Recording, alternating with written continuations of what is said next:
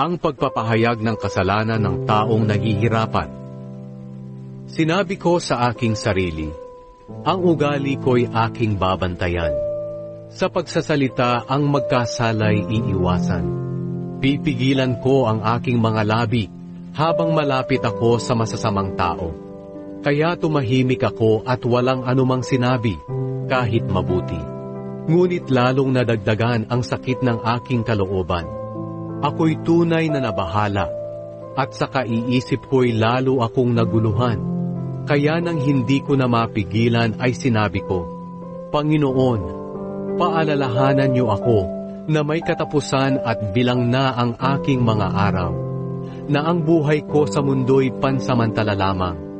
Paalalahanan niyo akong sa mundo ay lilisan, kay ikli ng buhay na ibinigay niyo sa akin. Katumbas lang ng isang saglit para sa inyo. Ito'y parang hangin lamang na dumadaan, o kaya'y parang anino na nawawala. Abala siya sa mga bagay na wala namang kabuluhan. Nagtitipon siya ng kayamanan, ngunit kapag siya'y namatay, hindi na niya alam kung sino ang makikinabang. At ngayon, Panginoon, ano pa ang aasahan ko? Kayo lang ang tanging pag-asa ko.